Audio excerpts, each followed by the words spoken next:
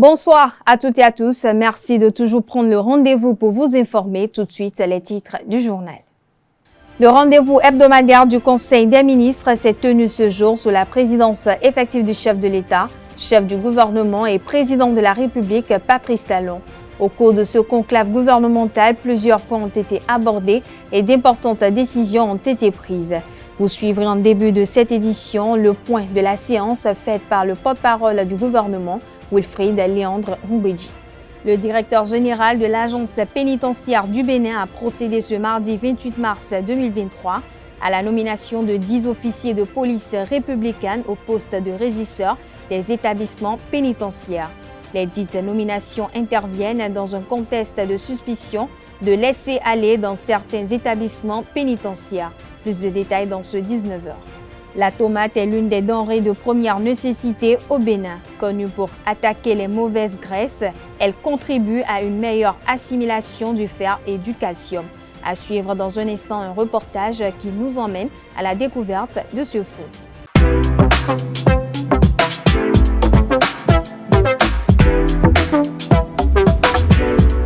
Moi, je suis à ESAE et toi?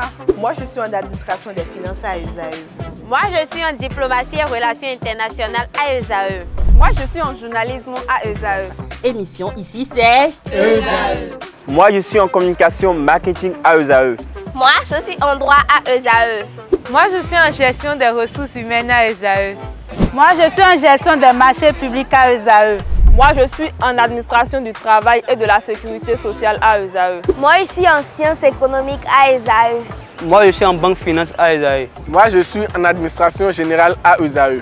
Moi, je suis en audit et contrôle de gestion à ESAE. Moi, je suis en sciences juridiques à ESAE. Moi, je suis en administration générale et territoriale à ESAE.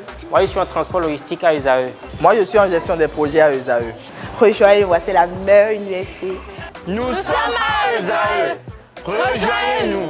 À ESAE, l'excellence a un nom.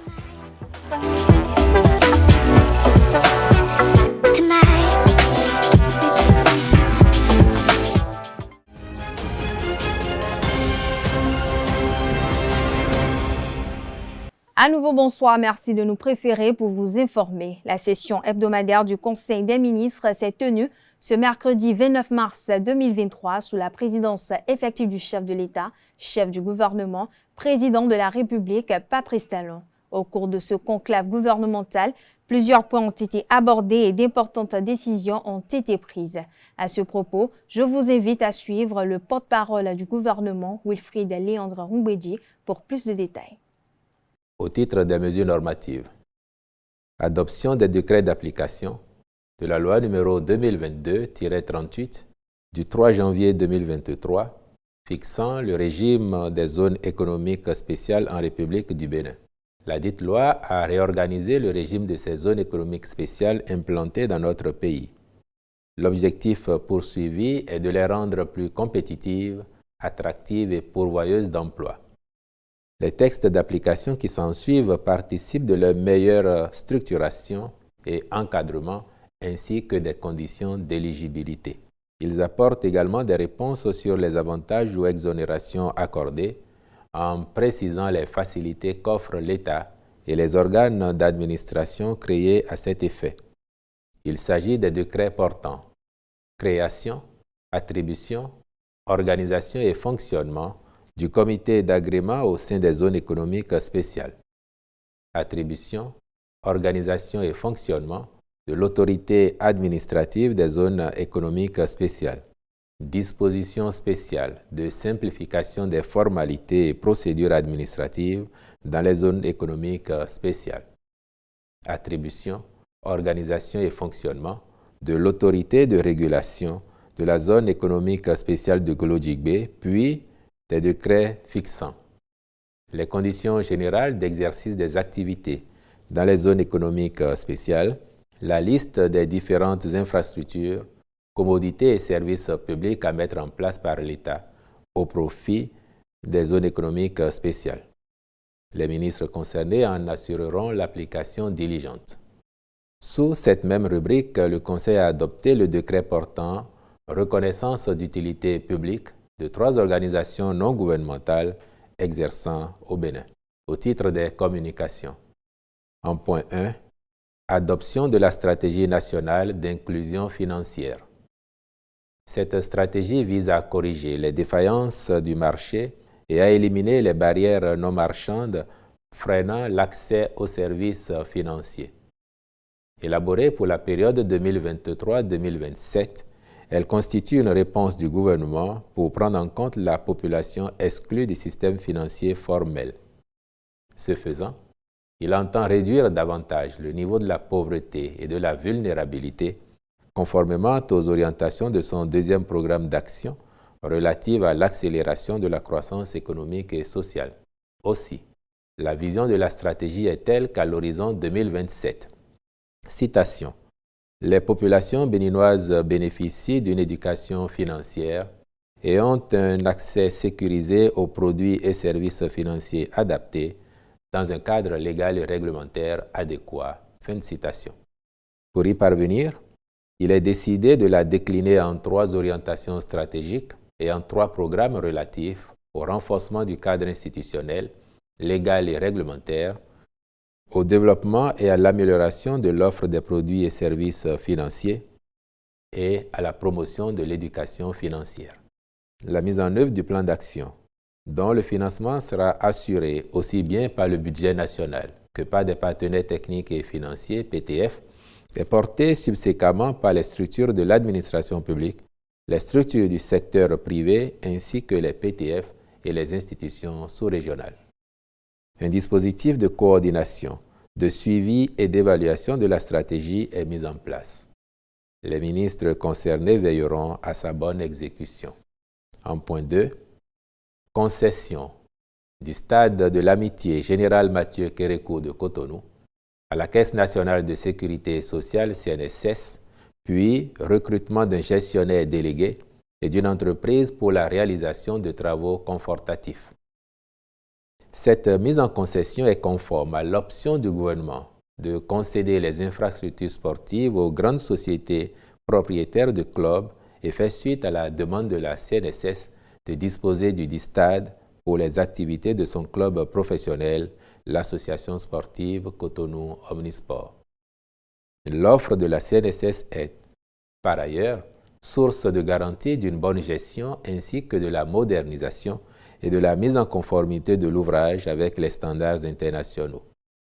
Mais la gestion quotidienne d'une infrastructure sportive ne relevant pas du cœur de métier de la CNSS, elle procédera au recrutement d'une entreprise spécialisée pour son exploitation et sa maintenance, à charge pour le concessionnaire d'en assurer la gestion efficiente sous la supervision du ministère des Sports avec à l'appui un rapport annuel exhaustif au gouvernement.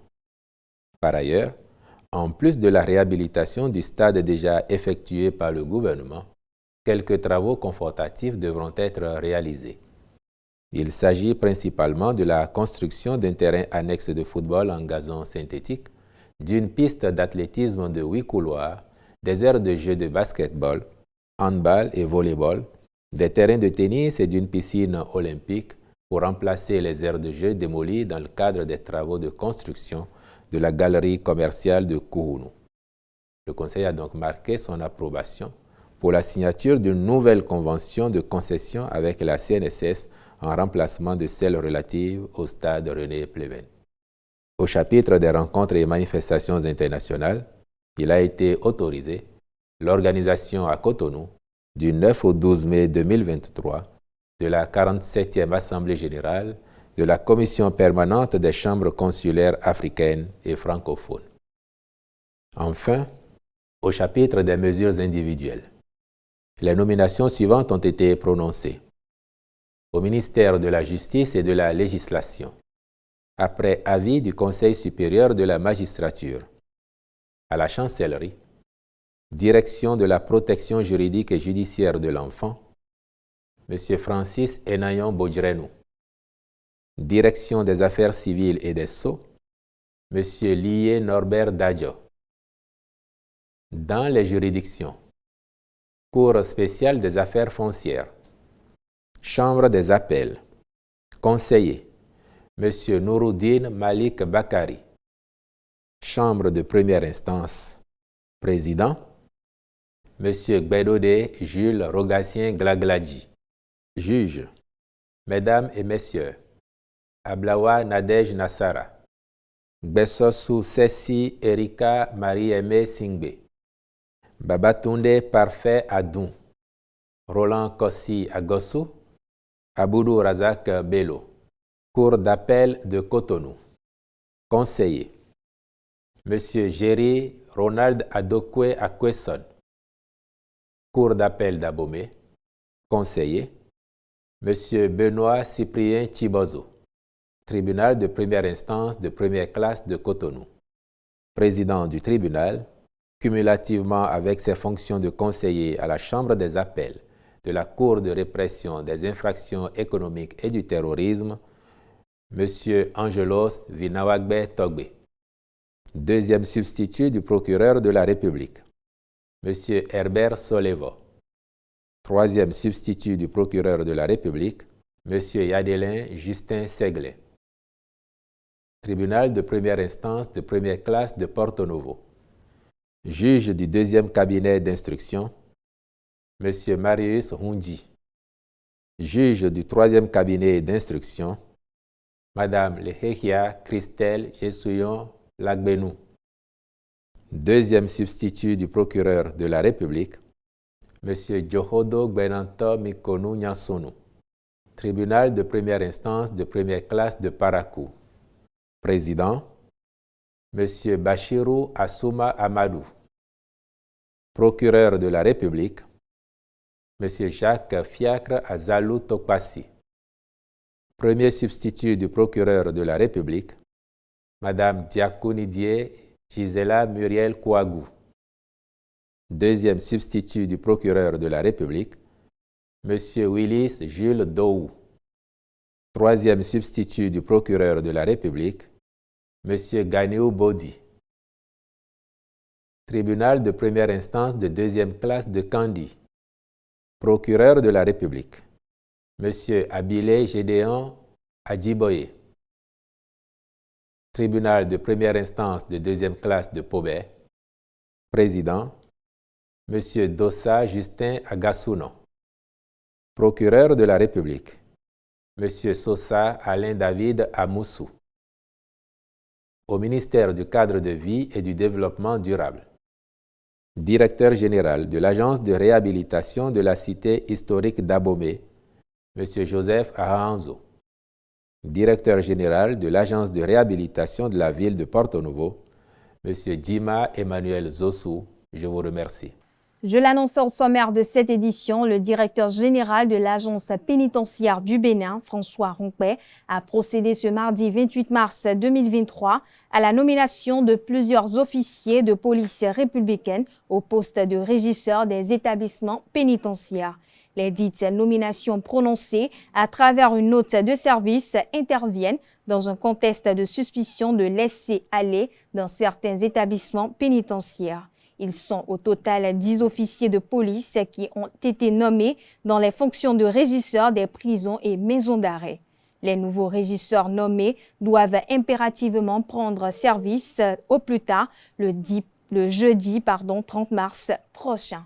Pour rappel, le directeur général de l'agence pénitentiaire du Bénin a relevé certains fonctionnaires de police en service à la prison civile d'Akro-Misrété de leurs fonctions suite à la découverte de plusieurs objets interdits dans le milieu carcéral. Il s'agirait de plusieurs centaines de téléphones portables et des kits de connexion à Internet. Je l'annonçais au sommaire de cette édition, le parquet du tribunal de Porto Novo a envoyé ce mardi 28 mars 2023 en instruction le dossier de l'ex-député accusé de viol sur la femme d'un pasteur à Semekoudji. Les différentes parties dans ce dossier ont comparu hier mardi devant le parquet du tribunal de première instance de première classe de Porto Novo.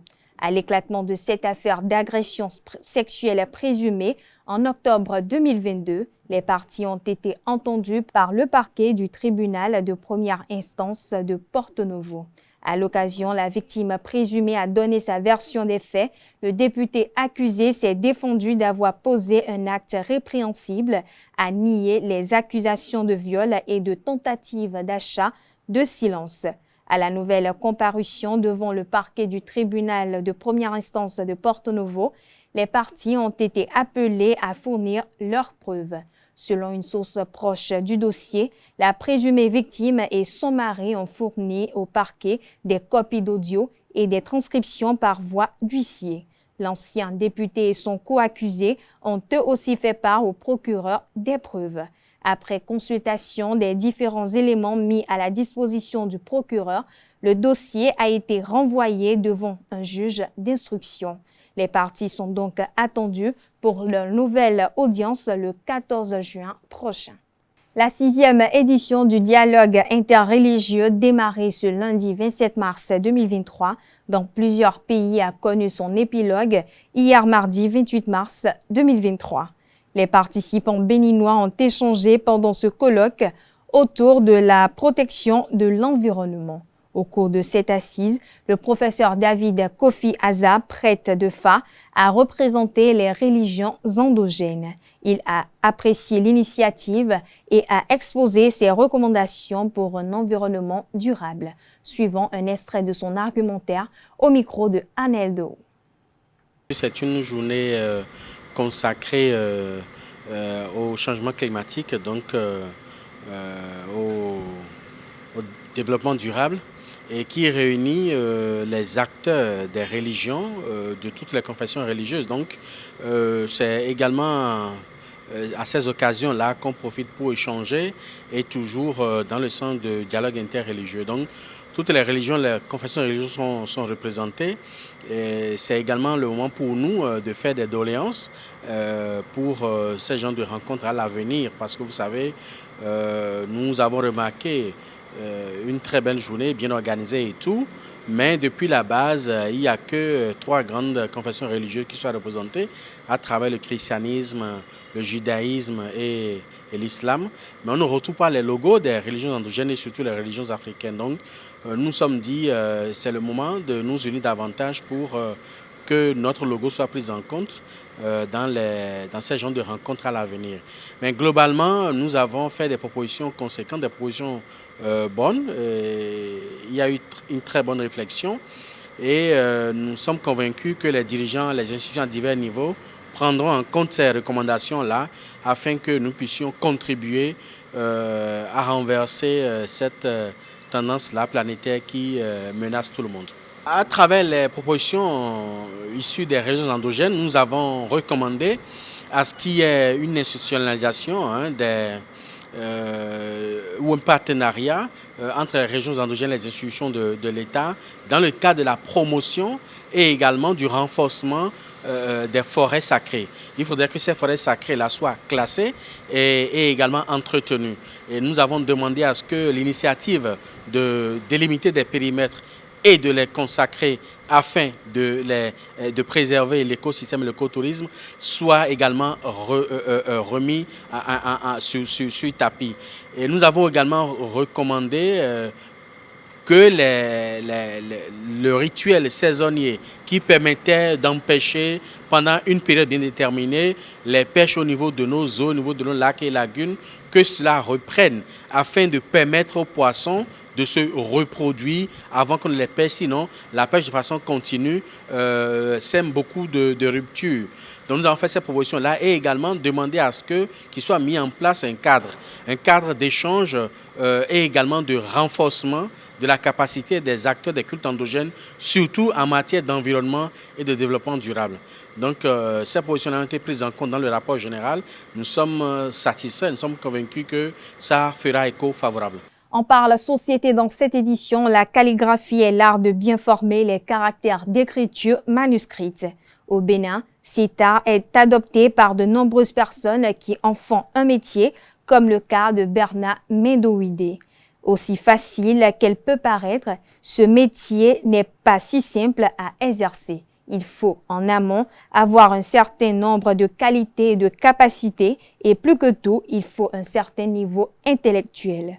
Pour en savoir davantage sur ce métier, je vous invite à suivre ce reportage, une réalisation de Francis Farami. La calligraphie est définie comme l'art de bien former les caractères d'écriture. Il s'agit également d'un art qui sert à renseigner et à informer.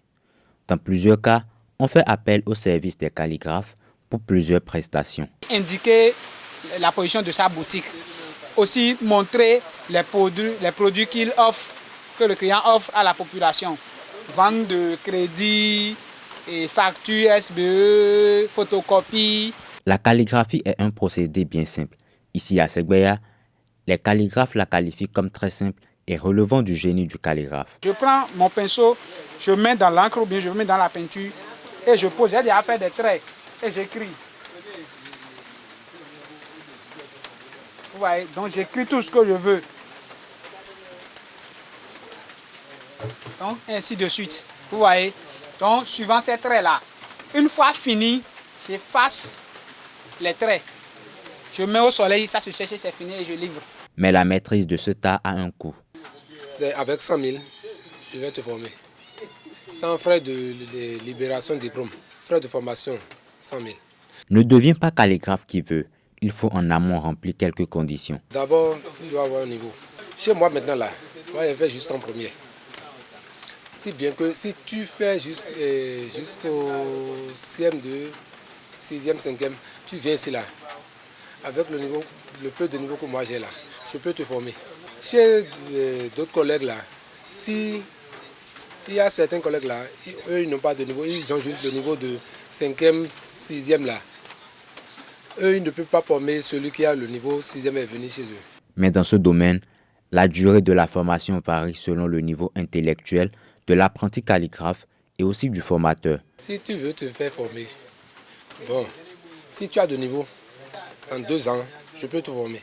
Mais si tu n'as pas de niveau et tu es allé jusqu'en 6e, 5e, je peux te former en 3 ans, 3 ans et demi. Chez moi, il y a d'autres personnes qui forment jusqu'aux 5 ans. Au Bénin, les acteurs du domaine de la calligraphie sont confrontés à un nouveau défi. Il s'agit du manque de main-d'œuvre et d'aspirants au métier de calligraphe. Santé pour finir cette édition, la tomate est l'une des denrées de première nécessité au Bénin. Connue pour attaquer les mauvaises graisses et les éliminer plus facilement, la tomate contribue à une meilleure assimilation du fer et du calcium. Dans l'élément à suivre, une équipe de la rédaction de ESAE Télévision vous emmène à la découverte du marché de vente de ce fruit. Élément signé Francis Farami. C'est ici que tout commence. C'est ici qu'il faut acheter la tomate pour la revendre. S'approvisionner et vendre la tomate en temps de soudure n'est pas aisé.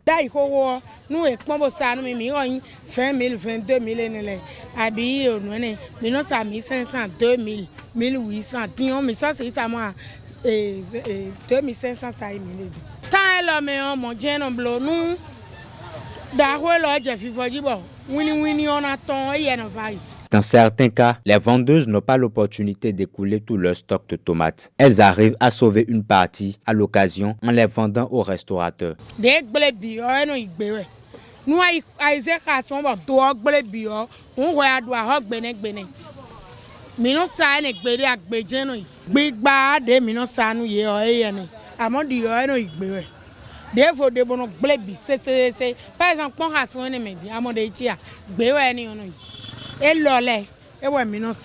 Dans le rang des consommateurs, certains proposent le préfinancement de la culture des tomates. Donc l'État n'a qu'à encourager les gens à produire beaucoup. Et l'État peut préfinancer, acheter ces produits-là et les stocker quelque part. Comme ça, là, ces produits seront écoulés dans le marché petitement. Hormis les subventions, une autre solution se présente et cela soulève une nouvelle problématique. De descendre inopinés sur le terrain et surtout punir les contrevenants. Si ça c'est fait, mais bon, je me demande si réellement il peut avoir vraiment tous les moyens pour arriver à faire ce contrôle-là.